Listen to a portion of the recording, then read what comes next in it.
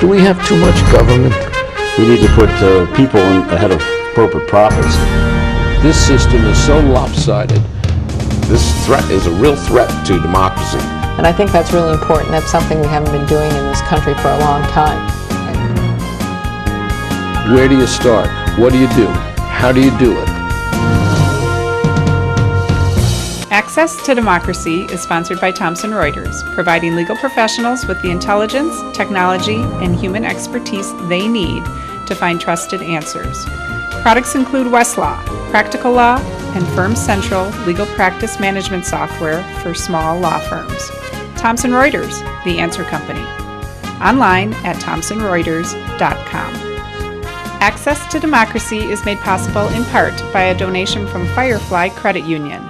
Firefly is the new name of U.S. Federal Credit Union, which has proudly served the financial needs of the Greater Twin Cities community since 1925.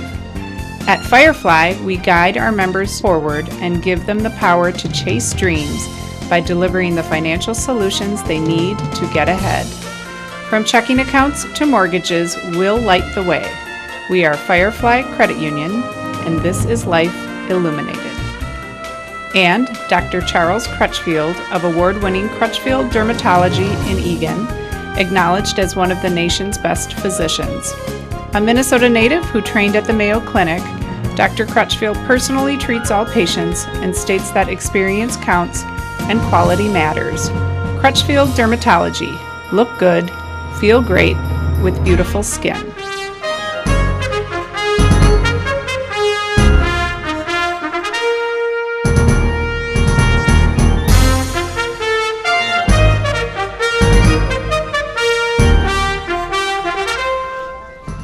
Welcome to Access to Democracy. We're back once again. Alan Miller hosting once again. We have two first-time guests for really a very interesting project that's going on. And let's introduce Dr. Chaunda Scott and Anthony Scott, brother and sister, big brother and baby sister. Minnesota natives who have picked up where some of their forebears left off with what's called the Minnesota Black Community Project. Now, I think, Anthony, you were the president of it, although the latest, portion of it started in 2016 as a nonprofit. Is that correct? Yes, that's correct.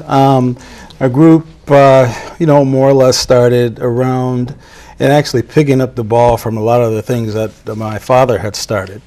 And my father, originally from Chicago and came to Minneapolis in the very late 40s.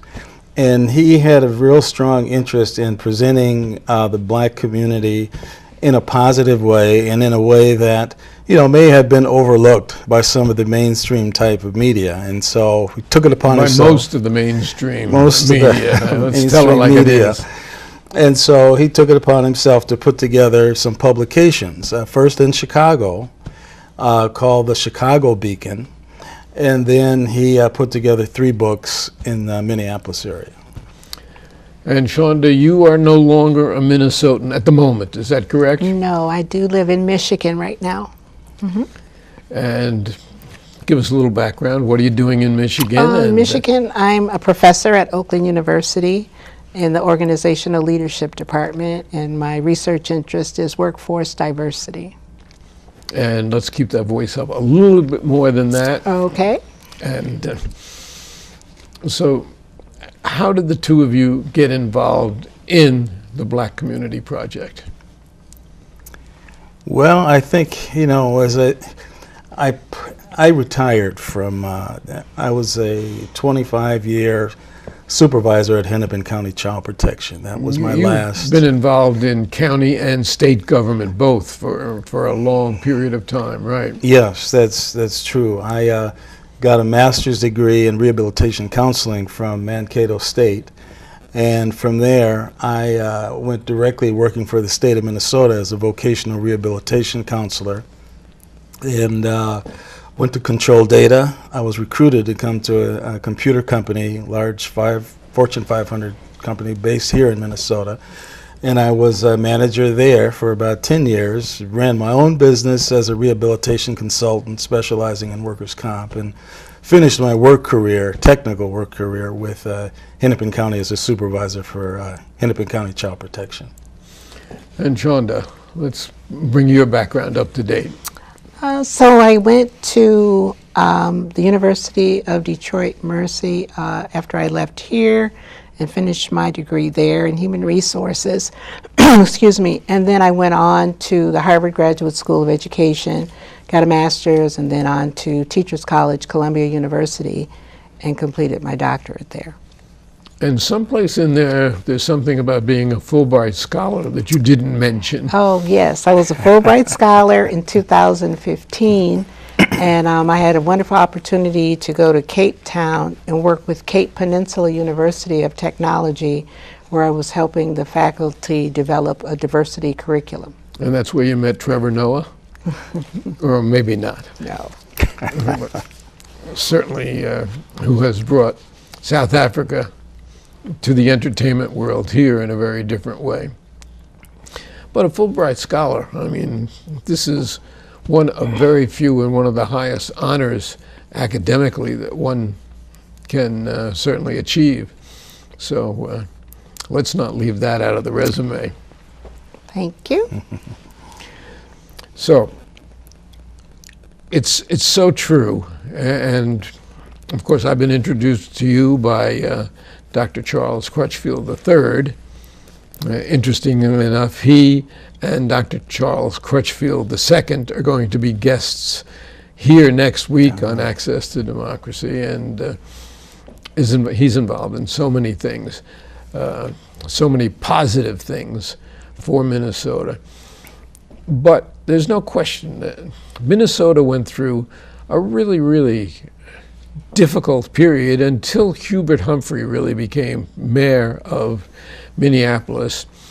And it wasn't only the black population that suffered, it was the Jewish population and most minority populations that really suffered and didn't get attention.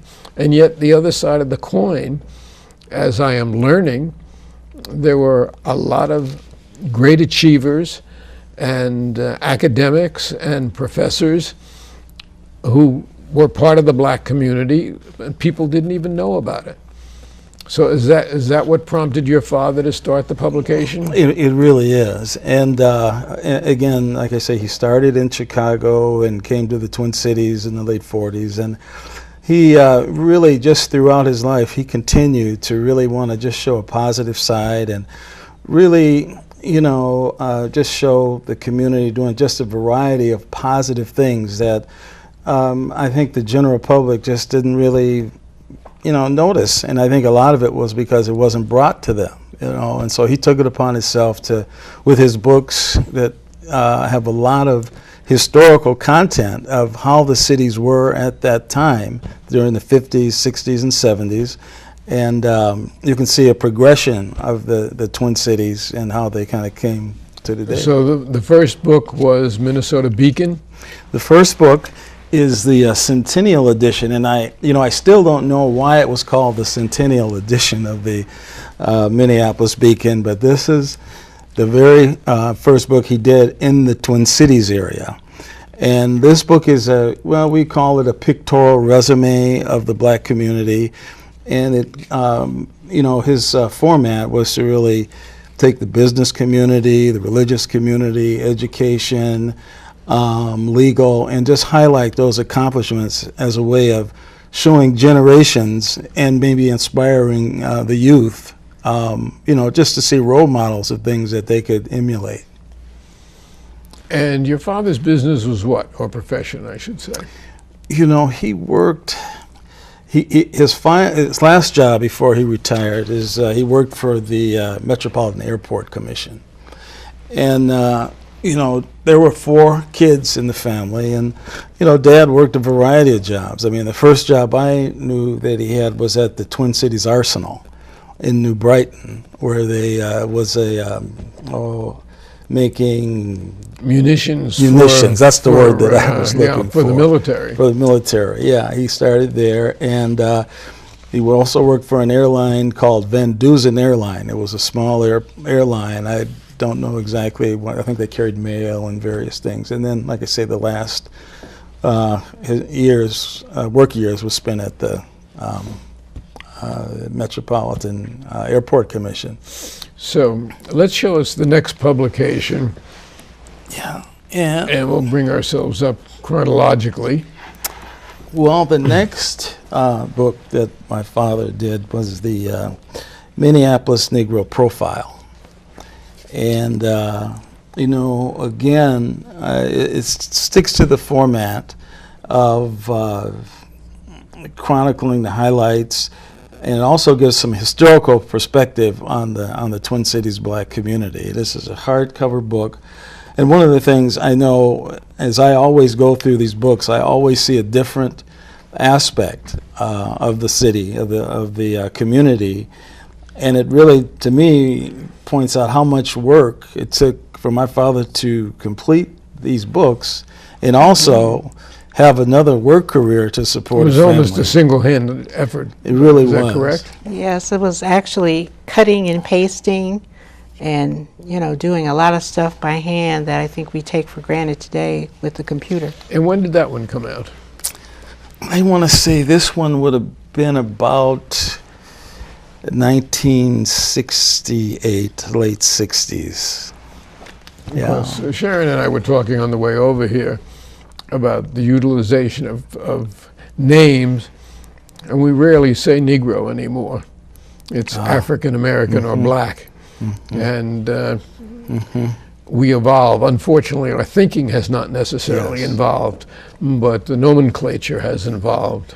But as we see, as we look around the country right now, I've never seen such partisan divides in terms of not only the black and white community, but in terms of the mentality of people. People who just seem to think in terms of greed and their own self-interest rather than people in general and the community at large, and very troublesome to me. So, well, it is, and it's almost like we've lost some ground. It's almost like we've kind of gone backwards to a degree. And as you mentioned earlier, how we've evolved from the book, the Minneapolis Negro Profile. As Dad moved into the 70s, his, the third book that he did was, was Minnesota's black community, which you can just, feel that evolution, I think, that you're talking about, the consciousness coming through that, freedom type situations in the 60s and 70s. And, I think a lot of that fueled a lot of Dad's work also. Great cover on that book. As you're looking at almost a black cover, and you see those eyes peering out at you, and I really think it was a stroke of genius to. And again, this was almost a single effort by your father. For the most part, he was the publisher, but as you go through the books, he did have, especially this book. There's a staff of people that assisted him. You'll also see my sister and myself in this book, along with some of the photographers. One particular photographer, Mr. Charles Chambliss, who had extensive collection of photos in the Twin Cities community that was kind of highlighting and focused around the entertainment area.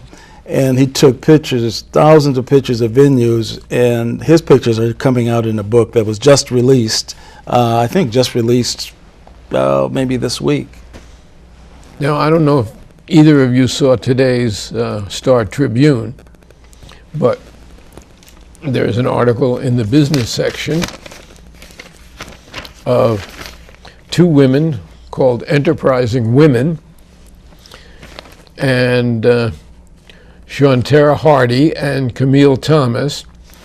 They've teamed up to publish a magazine, called Fearless Commerce, about black women in the business community of the Twin Cities. And as I looked at that this morning and I realized that we're going to have this interview this afternoon, I said, well, what could be more timely than that? And I don't know if you have any affiliation with them or you even know them, I don't. but I have a feeling that you probably want to get in touch with them. For sure. I haven't had a chance to read this article yet, but I did scroll through the paper, and I have the paper at home, and I'll get Okay. a chance to read this. And yes, these are the type of people we'd like to network with. The youth, the community, people that want to be active and doing some positive things for our community is really what the Black Community Project is going to be all about. So we formed the corporation in 2016. And how many people were on the board originally? About 6 people, myself, my brother, my nephew, Anthony Scott II, Christopher Crutchfield, Dr. Charles Crutchfield III. Members at large are Walter Scott Sr., Junior. Junior, excuse me, and Beverly Lampkins. Yes. And the Crutchfields, who are involved in so many community projects. Unbelievable. I don't know how they do it. And we've got this corporation now, and what are we going to do with it? Where is it going? How is it moving forward? Well, we're working right now with the Hennepin County Library, and so every Black History Month we do have a program. And our focus, our aim of the 501c3 is to celebrate Minnesota's Black community and their achievements and their contributions to Minnesota. So, we look at that through the lens of being past and present. So we can, honor those who have gone before us, who didn't get a chance to get their just due, as well as honor those who are here now. And I think what's unique about it is that we're intergenerational. So it's not just about what adults are doing, but what the youth are doing as well. And is this something that's across the board in all professions, or Yes, it's all professions. including athletics? Yes.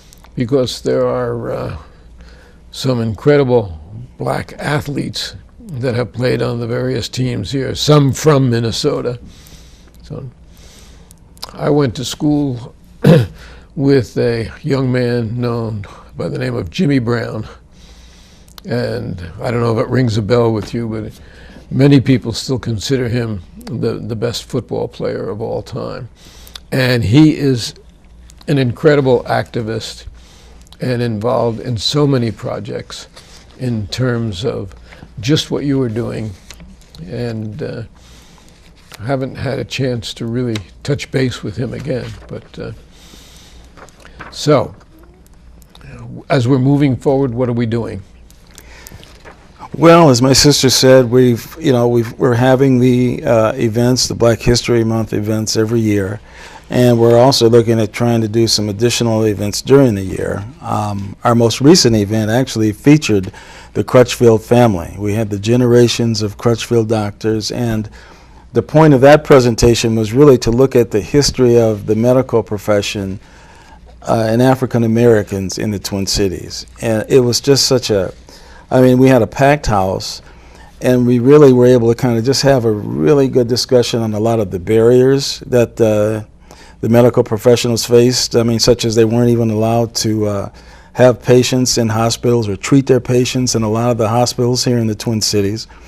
And one thing that was really interesting to me, because I used to live, in the Franklin Avenue area outside of downtown. And there was a hospital there, Mount Sinai, that I knew of. And in talking to the Crutchfields, I realized, and what they told me is that it was a Jewish hospital. And that was one of the first hospitals that allowed the African American doctors to practice in their hospital. And that was something that I didn't know and found out just during the course of researching the books. It stands to reason because Jews in Minnesota suffered all sorts of prejudice initially. Yes. Generally, they started out around the Duluth area as fur traders, and then they gravitated down toward the Twin Cities. Mm-hmm. But there were large areas in the Twin Cities which had conditions in leases where you cannot sell to anyone who's black. You cannot sell to anyone who's Jewish. And as I mentioned Hubert Humphrey before, when he was mayor of Minneapolis, he crashed through that barrier like no one ever had. But we still have so far to go. As we look around, and it's funny, I don't know if you know Melvin Carter, but he is running for mayor of St. Paul. Yeah. And we had him here, a terrific young man. Yes, great young man from a great family. I know a lot of the family. About 2 months ago, his house was broken into, and I read about that. it was burglarized, and his father was a police sergeant. Yeah. Had gave Melvin his guns, two pistols, which were kept not only with trigger guards, but locked in a lockbox and hidden in his home. And those are two of the items that were stolen. And in terms of the upcoming mayoral race, someone in the police department, a spokesman, not for the department, but for the union, took him to task. I read the about union is some of that. supporting another candidate, by the way. He's also been on this show. Yeah. And tried to make the victim really the bad person here. Yeah. We have seen so much of this. Yeah. We have seen so many unarmed young men generally come to their death even around this country.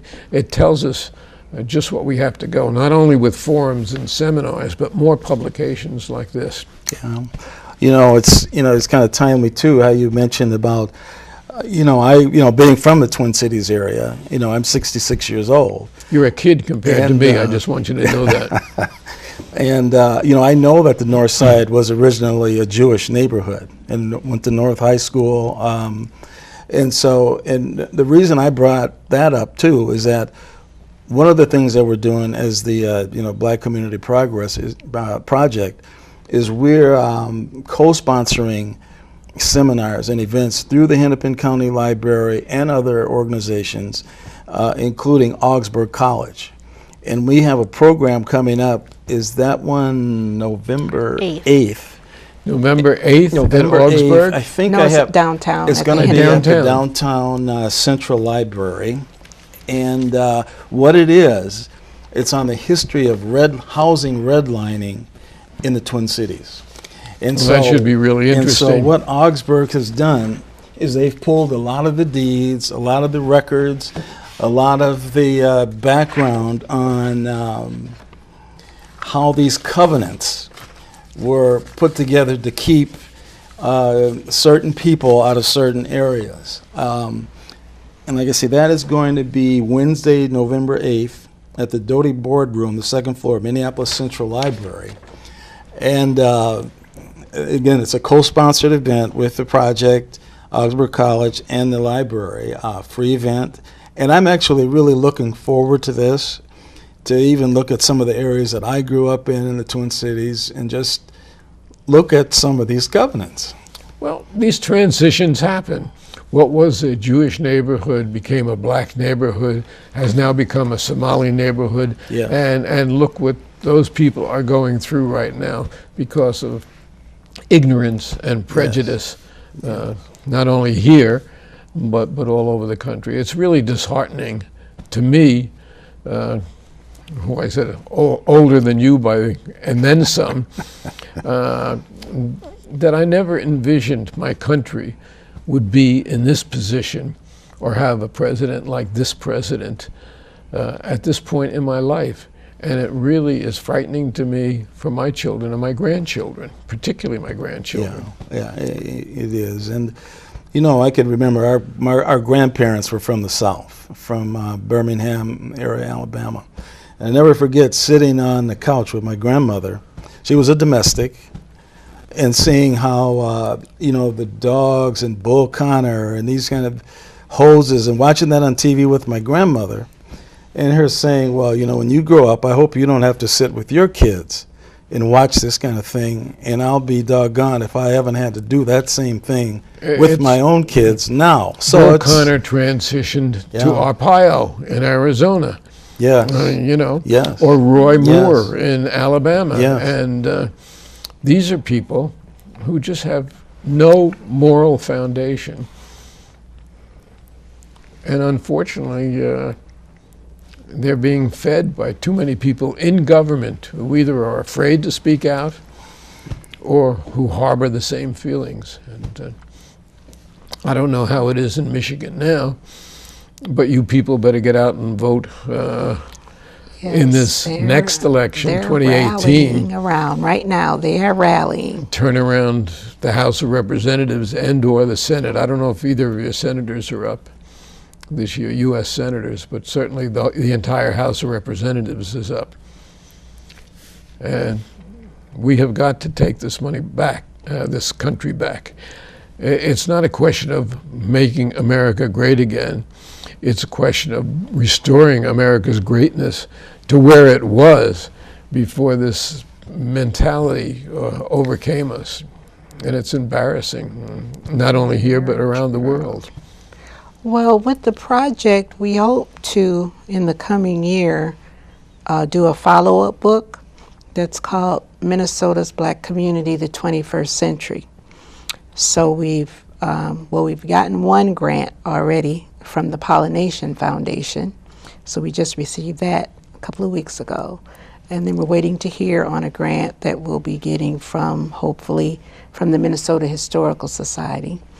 And then we'll be able to get that book started and hopefully out by 2019. Well, hopefully so, yes. If there was ever a time in this country when we needed some compassion and a lot of education, it's right now. And hard for me to say that as we're going into 2018, but it is what it is. And do you have any closing thoughts, either of you? Well, as you said, it's really just an amazing climate that we're going through right now. It's almost like certain elements have awakened from a slumber and have been able to come out from under their rocks and begin to gain momentum for some strange reason, and have really caused... Because we were lethargic and we weren't paying attention. Yeah, you're absolutely right. And I think I could paraphrase someone who said, "We shall overcome." And I do believe that the vast majority of people are good people, and we have been taken over by a vocal, bigoted minority. And what we've got to do, particularly through education, is to restore ourselves to what we know this country can be. And it's going to be a hard fight, but we've got to do it. We've been talking with Chaunda Scott and Anthony Scott, who are really pioneers in Minnesota here and Michigan. And I thank you so much for coming in here. Well, and we will follow us. this. Thank you And for as a matter of having fact, Charles will make sure that I follow it. So that thanks so much for coming in. Our pleasure. Thank you.